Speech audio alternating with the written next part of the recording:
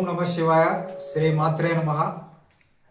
ప్రపంచానికి నాభిస్థానం కలిగిన శ్రీశైల మహాక్షేత్రంలో రెండవ జ్యోతిర్లింగంగా 6వ శక్తిపీఠంగా వెలుగొందుతున్న శ్రీశైలంలో మహాశివరాత్రి బ్రహ్మోత్సవాలు అత్యంత వైభవంగా 8వ తారీఖు నుండి 18వ తారీఖు వరకు నిర్వహించడం జరిగింది. ఈ కార్యక్రమంలో అనేక రథోత్సవాలు, పుష్ప పల్లకి సేవలు, ప్రతిరోజు జరిగే కైంకర్యాలు అన్నీ కూడా ఎక్కడ ఎలాంటి ఇబ్బంది లేకుండా చక్కగా నిర్వహించినందుకు అధికారులకు, అనధికారులకు, జిల్లా యంత్రాంగానికి అందరికీ కూడా శ్రీశైలం దేవస్థానం చైర్మన్గా కృతజ్ఞతలు తెలుపుతున్నాను. ఈ సంవత్సరం కాలినడకన ద్వారా 1,99,329 మంది భక్తులు నడుచుకుంటూ స్వామివారి దర్శనానికి వచ్చారు. 8వ తారీఖు నుండి 18వ తారీఖు వరకు మొత్తం 6,96,996 మంది స్వామి అమ్మవారులను దర్శించుకోవడం జరిగింది. అలాగే శివదీక్ష తీసుకొని ఇరుముడి కట్టుకొని 8వ తారీఖు నుండి 12వ తారీఖు వరకు స్వాములందరికీ కూడా ఉచిత స్పర్శ దర్శనం ఏర్పాటు చేయడం జరిగింది. వారందరూ కూడా 1,12,337 మంది శివదీక్ష స్వాములు స్వామివారిని దర్శించుకొని ఇరుముడి విరమణ చేయడం జరిగింది. స్వామివారి అన్నప్రసాద క్యాంటీన్లో 1,66,477 మంది అన్నప్రసాదం స్వీకరించడం జరిగింది. శ్రీశైలంలో అత్యంత ప్రాధాన్యత కలిగినటువంటిది శ్రీశైల మహాప్రసాదం లడ్డు. ఈ సంవత్సరం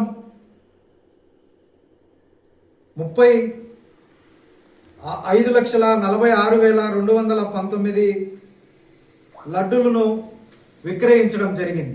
అలాగే రాష్ట్ర ముఖ్యమంత్రి నారా చంద్రబాబు నాయుడు గారి ఆదేశాల మేరకు చివరి 4 రోజులు 50 గ్రాముల లడ్డు 4 లక్షల లడ్లను తయారు చేసి భక్తులందరికీ పంచిపెట్టడం జరిగింది.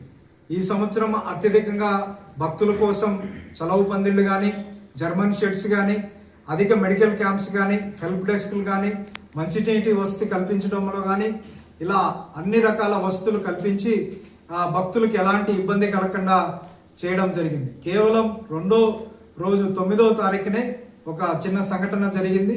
దాని మీద ప్రభుత్వము మా స్థాయిలో పూర్తి స్థాయి విచారణ జరుగుతుంది.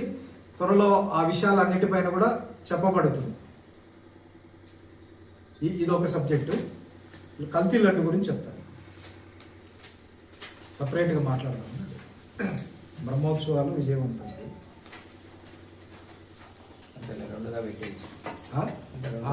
ఇది ఆ సబ్జెక్ట్ వేరు, ఈ సబ్జెక్ట్ వేరు కాబట్టి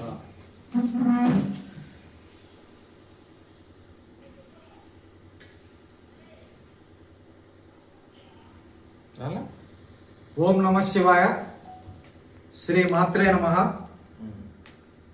రాష్ట్రంలో గతంలో పరిపాలన చేసిన జగన్మోహన్ రెడ్డి గారు అన్ని ఆలయాలను భ్రష్టు పట్టించినట్టుగానే శ్రీశైల క్షేత్రాన్ని కూడా కల్తీ నెయ్యితో భ్రష్టు పట్టించారు. మేము ఇంతవరకు ఎందుకు మాట్లాడలేదంటే శ్రీశైలంలో అతిపెద్ద ఉత్సవం ఏదన్నా ఉందంటే అది మహాశివరాత్రి ఉత్సవాలు. అటువంటి పవిత్రమైన ఉత్సవాల సందర్భంగా మాట్లాడదలుచుకోలేదు. ఇప్పుడు ఉత్సవాలు పూర్తయినాయి.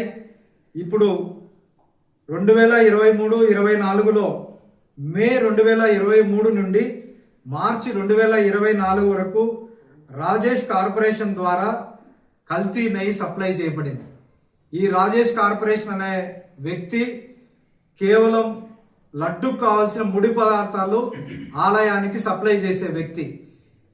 ఈ వ్యక్తిని బలవంతంగా ఒప్పించి అప్పటి వరకు డైరీలే నెయ్యి సప్లై చేయాలి అనే నిబంధనను కూడా మార్చి ట్రేడర్స్ కూడా సప్లై చేయొచ్చు అని ఆనాడు కమిషనర్గా ఉన్నటువంటి హరి జవహర్ లాల్ సంతకం పెట్టినటువంటి కాపీ ఇది. ఇప్పుడు ఇదే వ్యక్తి ఈ ప్రభుత్వంలో కూడా ఇంకొక కీలకమైన బాధ్యతలో ఉంటున్నాడు. మరి అధికారులు కింది స్థాయిలో రిపోర్టు పంపివంటే తప్పు చేసిన వ్యక్తి ఇంకొక ఉన్నత స్థాయిలో ఉన్నప్పుడు రిపోర్ట్ కరెక్ట్గా రాదు. మరి దీంట్లో ఆనాడు జగన్మోహన్ రెడ్డి గారి క్యాబినెట్లో ఉన్నటువంటి ఒక క్యాబినెట్ మంత్రి, ఒక శాసనసభ్యుడు, ఈవో తీవ్ర ఒత్తిడి చేసి విజయ డైరీ నుంచి తప్పించి వీరికి అంటగట్టారు. ఈయనకు పాపం నెయ్యి వ్యాపారమే ఈ రాజేష్ ట్రేడర్స్ వాడికి తెలియదు. వాడిని బూచిగా పెట్టి విష్ణు దగ్గర నుంచి నెయ్యి తీసుకున్నట్టు విష్ణువుకు ఆ బోలే బాబా సప్లై చేశారు. సో యాజ్ ఏ చైర్మన్గా, శ్రీశైల దేవస్థాన చైర్మన్గా రాష్ట్ర ముఖ్యమంత్రి నారా చంద్రబాబు నాయుడు గారిని, డిప్యూటీ సీఎం పవన్ కళ్యాణ్ గారిని నేను ఈ సందర్భంగా డిమాండ్ చేస్తుంది ఏంటంటే, శ్రీశైలంలో జరిగిన ఈ కల్తీ నెయ్యి వ్యవహారం ఏదైతే ఉందో మే 2023 నుంచి మార్చి 2024 వరకు జరిగిన కల్తీ నెయ్యి పైన ఒక సిట్ లాంటి బృందాన్ని వేసి పూర్తి స్థాయిలో విచారణ చేసి దీనికి బాధ్యులైన వారందరిపైన చర్యలు తీసుకోవాలని నేను డిమాండ్ చేస్తున్నా. మీరు గతంలో ఏ రోజు కూడా హిందూ ధర్మ విలువలు పాటించలేదు. ఏ రోజు శ్రీ తిరుమలకు వచ్చిన కుటుంబ సమేతంగా పట్టు వస్త్రాలు సమర్పించాలన్నా కూడా మీరు ఏ రోజు కూడా మీ ఆ భార్యను తీసుకురాలేదు. మీరు ఒంటరిగానే వచ్చి చేసిపోయారు. శ్రీశైలంకి వచ్చిన దాఖలాలు లేవు. అటువంటి మీరు గత ప్రభుత్వంలో రాముడి విగ్రహాలు పగలగొట్టడం లేదా రథాలు తగలబెట్టడం ఇలాంటి అనేక సంఘటనలు మీరు చేసినారు. ఇవి కాకుండా ఆలయాలు, ఇప్పుడు ఏవైతే ప్రధాన ఆలయాలు 8 ఉన్నాయో, తిరుమల, శ్రీశైలం, శ్రీకాళహస్తి, అన్నవరం, దుర్గగుడి లాంటి గుళ్ళు అన్నిటిలో కూడా ఇది జరిగిందేమో అని అనుమానాలు వస్తున్నాయి. ఎందుకంటే అప్పటి వరకు సప్లై చేస్తున్న నంద్యాలలో ఉన్నటువంటి రైతుల ద్వారా సేకరించి పాలు సేకరించి శ్రీశైలంకి ఇప్పుడు కూడా విజయ డైరీనే నెయ్యి సక్రంగా సప్లై ఇస్తుంది. ఆ 11 నెలలు కాలము ఒక అమెండ్మెంట్ మార్చి డైరీ కాకుండా ట్రేడర్స్ కూడా సప్లై ఇవ్వచ్చని చేసి ఎంత దురుద్దేశంతో మీరు ఇటువంటి పనిని చేశారు, ఒడిగట్టారు. మీరు శ్రీశైలంలో 9వ తారీఖు శివభక్తులు అధికంగా వచ్చి ఒక సంఘటన జరిగితే దాని మీద విపరీతంగా సోషల్ మీడియాలో మీరు ట్రోల్ చేసి లేనిపోని విషయాలు మీరు మాట్లాడారు. అయ్యా, మీ అందరికి కూడా చెప్తున్నాను నేను, గత సంవత్సరం శ్రీశైలంలో ఇదే రెండో రోజు 8,000 మంది భక్తులు శ్రీశైలానికి వచ్చారు. ఏది ఇరుముడి కట్టుకొని. ఈ సంవత్సరం 24,000 మంది అదే రోజు వచ్చారు. ఎందుకు? పులులు గణన జరుగుతుంది.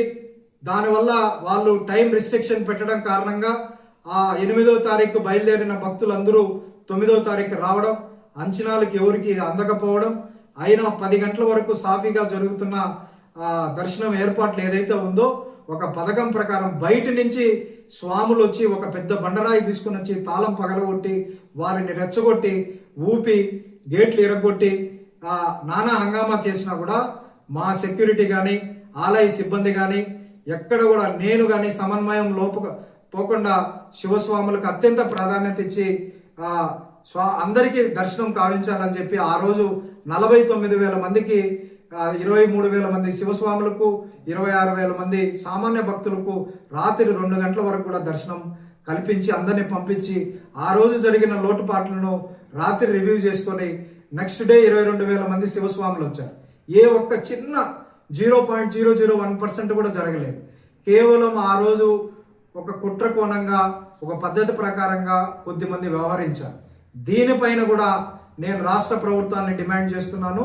ఒక హై లెవెల్ కమిటీ వేసి దీన్ని కూడా విచారణ చేయాలని ఆలయ చైర్మన్గా రాష్ట్ర ప్రభుత్వాన్ని, రాష్ట్ర ఉప ముఖ్యమంత్రిని, ముఖ్యమంత్రి గారిని నేను కోరుతున్నాను. ఓం నమః శివాయ. కడప జిల్లాలోని మరిన్ని వార్తా విశేషాల అప్డేట్స్ కోసం మా SCN న్యూస్ ఛానల్ను తప్పకుండా చూడండి.